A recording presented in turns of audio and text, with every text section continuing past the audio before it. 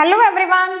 Previous videos में हमने electricity के सभी टॉपिक्स के बारे में डिस्कस कर लिया और इस वीडियो में हम इलेक्ट्रिसिटी से रिलेटेड सभी न्यूमेरिकल्स यानी कि कितने टाइप के न्यूमेरिकल्स आपको मिल सकते हैं या फिर प्रीवियस ईयर्स में जो जो न्यूमेरिकल्स आपके आए हैं या जो जो क्वेश्चंस आपके आए हैं उनके बारे में डिस्कस करने वाले हैं। तो पहला क्वेश्चन है हमारे पास कुछ इस तरीके से, और ये जो क्वेश्चन है हमारा ये कुछ 2018 के पेपर में आया हुआ क्वेश्चन है। इसमें आपको क्या दिया गया है, तीन रजिस्टर हैं 3-3 ओम के, उनको एक ट्रायंगल के फॉर्म में जोड़ा गया है। ये आपको नहीं दिया गया है, ये हमने बनाया है। तो उस जो हमारे पास जो कॉम्बिनेशन है उसका टोटल रेजिस्टेंस आपने निकालना है। तो जो आपको रजिस्टर्स कुछ इस तरीके से जोड़ के दिए गए हैं और वो जो कॉम्बिनेशन है उसके अक्रॉस एक बैटरी लगा रखी है। अब आपको ये बताना है कि यहां पर इस कॉम्बिनेशन में टोटल रेजिस्टेंस कितना है। अब देखिए जब यहां से करंट जाएगा तो उसके पास एक तो ये डायरेक्शन है जाने के लिए और एक ये डायरेक्शन है जाने के लिए। तो करंट पहले इसमें जाएगा और फिर इसमें जाएगा, यानी कि ये दोनों के दोनों जो रेजिस्टेंस है ये सीरीज में है और ये जो रेजिस्टेंस है ये वाला इन दोनों के साथ पैरेलल में है। तो इन दोनों का ये वाला और ये वाला जो सीरीज में है इनका टोटल रेजिस्टेंस कितना हो जाएगा, 3 + 3 6 ओम हो जाएगा। अब इस 6 के साथ ये 3 वाला पैरेलल में है, तो इसको हम कैसे ऐड करेंगे, तो वो हमारे पास हो जाएगा 1 + 3 + 1 + 6 हो जाएगा। तो इस तरीके से आपके पास आंसर आ जाएगा। बट अगर आपको इस टाइप से क्वेश्चन दिया गया हो तो इसके लिए एक शॉर्ट ट्रिक होती है, शॉर्ट फॉर्मूला आपके पास होता है और वो फॉर्मूला है आपके पास R1 × R2 upon R1 + R2। क्योंकि ये जो दोनों, ये मान ली हमारे पास A है और ये हमारे पास B है, तो ये A और जो B रेजिस्टेंस है ये दोनों के दोनों सीरीज में है और इन दोनों ने मिलके R1 बना दिया है और ये R2 है। तो इस तरीके से हम बात कर रहे हैं और हमारे पास वो जो फॉर्मूला है वो क्या है, वो ये है। तो हमारे पास जो R1 है वो 3 है और R2 6 है। जब हम यहाँ पे वैल्यूज पुट कर रहे हैं तो हमारे पास आंसर आया है 2 ओम। तो जब भी इस तरीके का कोई क्वेश्चन आए तो इस तरीके की शॉर्ट ट्रिक लगा के आप उसको सॉल्व कर सकते हैं क्योंकि ये प्रीवियस ईयर क्वेश्चन है। अब देखिए नेक्स्ट क्वेश्चन है हमारे पास कुछ इस तरीके से, और इस क्वेश्चन में क्या बोला गया है कि दो हीटर हैं, एक तो ये वाला हीटर है हमारे पास 200 वोल्ट और 300 वोल्ट का और 200 वोल्ट और 600 वोल्ट का, इन दोनों को सीरीज में कनेक्ट किया गया है और आपको ये बोला गया कि इन चारों में से कौन से ऑप्शंस करेक्ट हो सकते हैं। तो जब भी सीरीज में कनेक्ट किया जाता है तो जिसका ज्यादा रेजिस्टेंस होता है वो ज्यादा ग्लो करता है। ठीक है, ये चीज हमें याद है, ये हमने प्रीवियस वीडियो में पढ़ ली थी।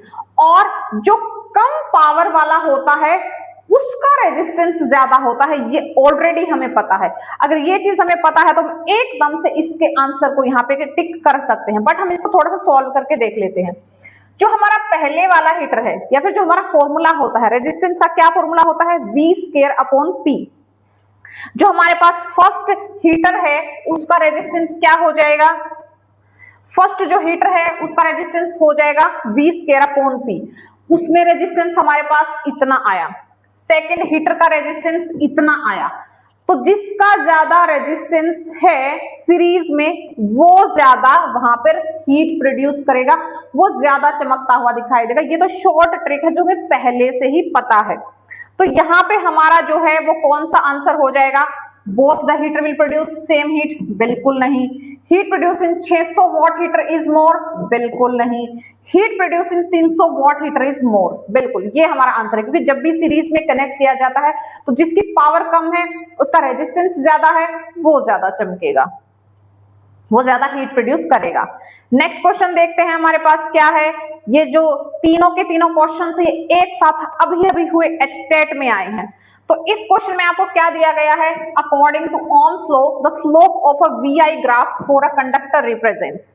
बहुत अच्छा क्वेश्चन है और ये जो क्वेश्चन है इसमें आपको देखिए क्या दिया गया है, इस प्रकार से दे दिया जाए कि ग्राफ दिया गया है और उस ग्राफ में ये जो एक्सिस है इस एक्सिस पे तो आपको V दिया गया है और इस एक्सिस पे आपको I दिया गया है और यहाँ पर आपको कुछ इस तरीके की एक लाइन दी गई है और ये बोल दिया जाए कि इस ग्राफ की स्लोप को पता कीजिए। तो जो ये ग्राफ है, ग्राफ की स्लोप क्या होती है, P अपॉन B, यानी कि परपेंडिकुलर अपॉन बेस होता है। परपेंडिकुलर पे कौन सी यहाँ पे क्वांटिटी है, वो हमारी V है, और बेस पे I है, तो हमारी स्लोप क्या हो गई, V अपॉन I, और V अपॉन I क्या होता है, R होता है, क्योंकि V का फॉर्मूला I R होता है। तो यहां से हमारे पास V अपॉन I क्या आ गया है, R आ गया है। अगर आपको इस टाइप से दिया गया है, V यहां पर और I यहां पर, यानी कि x एक्सिस पे तो I है और y एक्सिस पे V है, तो आपका जो स्लोप होगा वो रेजिस्टेंस होगा। और बाय चांस अगर आपको ये उल्टा करके दे दिया जाए, कुछ इस तरीके से अगर आपको दे दिया जाए, ये आपके पास ग्राफ है, यहां पर V है, x एक्सिस पे अगर आपके V है और y एक्सिस पे I है, और ये इसकी स्लोप है, स्लोप अभी भी क्या होगी, P अपॉन B, यानी कि I अपॉन V आपके पास यहाँ पे स्लोप हो जाएगी। लेकिन आपका जो ओम्स लॉ है वो तो क्या बोलता है, V is equals to I R, और R is equals to V upon I। लेकिन यहाँ तो उल्टा है आपके पास, यहाँ पे क्या है, I अपॉन V है, यानी कि 1 अपॉन R है। अगर आपको कुछ इस टाइप से ग्राफ दे दिया जाए या इस टाइप की इंफॉर्मेशन मिले, तो वहां पर आपके पास स्लोप हो गई I अपॉन V, जो होता है 1 अपॉन R। और अगर वो जो पहले वाला आपको केस दे दिया जाए, तो वहां पर आपका स्लोप होता है रेजिस्टेंस। क्वेश्चन क्या कह रहा है कि आपके पास कोई भी एक VI ग्राफ है, और उस VI ग्राफ में आपको जो है ओम्स लॉ के बारे में बताया गया है, तो उसकी स्लोप क्या होगी। तो VI ग्राफ यानी कि कुछ इस तरीके से है, यहां पर V है और यहां पर I है, इसकी स्लोप है ये जो आपके पास P अपॉन B होती है, और ये आपके पास V अपॉन I हो जाएगा, यानी कि R होता है, रेजिस्टेंस होता है। अगर यही आपको IV ग्राफ दिया गया होता, तो आपके पास क्या होता, 1 अपॉन R, यानी कि रेजिस्टेंस इनवर्स अगर है तो वो ऑप्शन आपका होता। यहां से क्वेश्चंस आए हैं हर बार एग्जाम में। नेक्स्ट क्वेश्चन है, दो रजिस्टर हैं, एक 4 ओम का, एक 6 ओम का, इन दोनों को पैरेलल में जोड़ा गया है, टोटल रेजिस्टेंस आपने बताना। बहुत ही सिंपल क्वेश्चन, इसको आप इस तरीके से सिंपली ऐड कर दोगे तो आपके पास आंसर यहाँ पे आ जाएगा, और ये आपके पास आंसर हो जाएगा 1.5 ओम हो। नेक्स्ट है, the heating effect of current in a resistor is directly proportional to. Previous video में हमने हीटिंग इफेक्ट के बारे में पढ़ा है, और हीटिंग इफेक्ट का हमारा फॉर्मूला क्या होता है, वो हमारे पास होता है H is equals to I square R T, जो आपको यहाँ पे लिख के दिखाई दे रखा है। अब यहां से आपके पास इस फॉर्मूले के अकॉर्डिंग क्या ये ऑप्शन फिट बैठ रहा है, बिल्कुल, तो ये हमारा यहाँ पे आंसर हो जाएगा। नेक्स्ट क्वेश्चन देखते हैं क्या है हमारे पास, और ये क्वेश्चन आया है, in domestic electric circuits in India the frequency of AC supply is. India में अगर हम डोमेस्टिक सप्लाई की बात करें, तो हमारी डोमेस्टिक सप्लाई में जो फ्रीक्वेंसी होती है वो 50 हर्ट्ज होती है और 220 वोल्ट होती है। लेकिन अमेरिका की अगर बात करें तो वहां पर 100 हर्ट्ज और 110 यानी कि 110 वोल्ट की उनकी सप्लाई होती है। नेक्स्ट क्वेश्चन देखते हैं, तो इस अकॉर्डिंग हमारा आंसर हो गया 50 हर्ट्ज। नेक्स्ट है हमारे पास कुछ इस टाइप का क्वेश्चन, और ये क्वेश्चन हमारे पास एस्टेट 2019 से है, जहां पर कुछ सेल्स के बारे में बता रखा है। यहाँ पर 6 lead acid type secondary cells, each of EMF 2 volt and internal resistance इतना, उनको सीरीज में जोड़ा गया है, और उस सर्किट का रेजिस्टेंस इतना हो गया है 8.5, मतलब एक्सटर्नल जो रेजिस्टेंस है वो 8.5 ओम हो गया है। यहाँ पर करंट की वैल्यू आपको पता करनी है, रेजिस्टेंस दे रखा है, कितने सेल्स हैं वो दे रखा है, यहाँ पर आपको करंट की वैल्यू पता करनी है। अब यहाँ पर आपको जो है ये 2 वोल्ट, ये तो एक सेल का EMF है, EMF यानी कि इलेक्ट्रोमोटिव फोर्स, EMF यानी कि वोल्टेज, यानी कि ये वोल्टेज ही आपको दे रखी है। एक सेल की इतनी है तो 6 की कितनी हो जाएगी, 6 मल्टीप्लाई 2 यानी कि 12 वोल्ट। एक सेल का EMF 2 है तो 6 का कितना हो जाएगा, 12 हो जाएगा। अब देखिए आपको क्या बोला गया है, एक सेल का रेजिस्टेंस इतना है, 6 सेल्स का कितना हो जाएगा, मल्टीप्लाई कर देंगे हमारे पास वैल्यू आ जाएगी। अब 6 सेल्स का तो इतना है, और प्लस में इतना है। 6 सेल्स का तो अपना है, एक्सटर्नल और भी रेजिस्टेंस लगा रखा है, तो टोटल उस सर्किट का रेजिस्टेंस कितना हो गया, वो इतना हो गया है, क्योंकि हमने इन सबको ऐड कर दिया इसको, और जब हम इसको ऐड करेंगे तो हमारे पास वैल्यू आ जाएगी। अब आपको पता है ओम्स लॉ से, ओम्स लॉ से हमारे पास एक फॉर्मूला होता है, और वो फॉर्मूला क्या है, V is equals to I R होता है। यहां से I का क्या फॉर्मूला हो गया, V अपॉन R होता है, ठीक है। और V हमारा क्या है, इलेक्ट्रोमोटिव फोर्स यानी कि E है, तो सेम यही फॉर्मूला हमारे पास ये वाला है।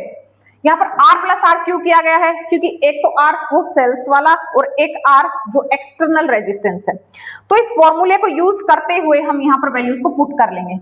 E यानी कि इलेक्ट्रोमोटिव फोर्स जो 6 सेल्स का है 12 वोल्ट, वो यहाँ पर हमने वैल्यू पुट कर दी।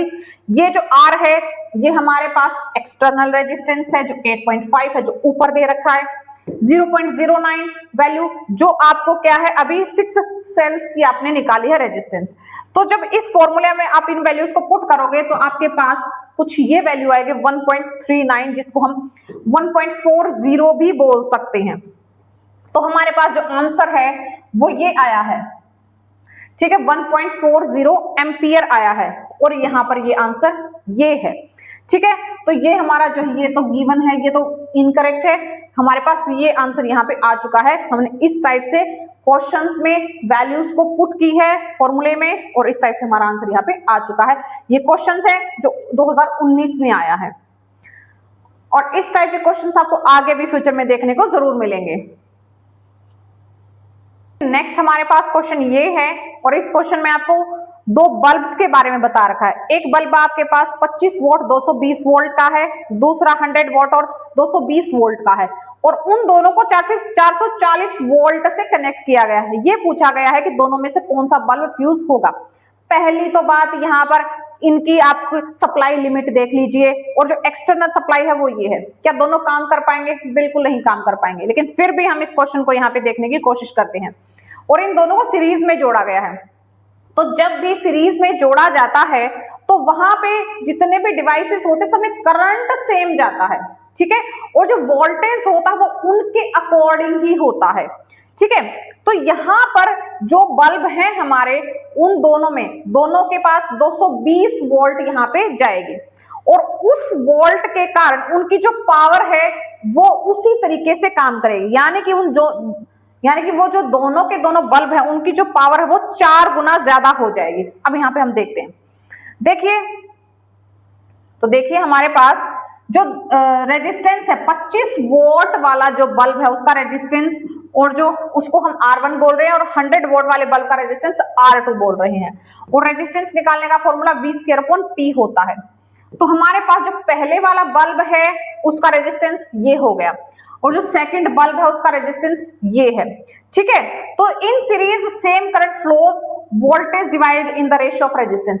जब भी सीरीज में कोई भी डिवाइसेस जोड़े होते हैं तो उनके अंदर करंट तो सेम होता है, यानी इन दोनों के अंदर सेम करंट फ्लो हो रहा है, लेकिन इन दोनों के अकॉर्डिंग ही इनके पास वोल्टेज पहुंच रही है। उसी अकॉर्डिंग क्या हो रहा है, जो पहले वाला बल्ब है उसकी वोल्टेज कितनी है, उसके पास इतनी वोल्टेज पहुंच रही है, वो काम तो इतने पे कर रहा है, वो काम तो इतने पे करेगा, लेकिन पहुंच इतनी रही है। जो दूसरे वाला बल्ब है उसको वो इतनी वोल्टेज के लिए बनाया गया है, लेकिन इतनी वोल्टेज उसके पास पहुंच पा रही है, क्योंकि देखिए जब भी सीरीज में जुड़े हुए हैं दोनों की वोल्टेज अलग अलग होती है, करंट सेम होता है, वोल्टेज अलग अलग होती है, और जो वो वोल्टेज है वो उनके रेजिस्टेंस पे डिपेंड करती है, ठीक है। तो इस पहले वाले का जो वोल्टेज है वो इतना हो गया, इतने वोल्टेज को वैसे ही सहन नहीं कर पाएगा तो फ्यूज हो जाएगा। सेकंड वाले को इतनी चाहिए लेकिन उसे इतनी मिल रही है तो वैसे ही काम करना बंद कर देगा, तो फ्यूज हो जाएगा।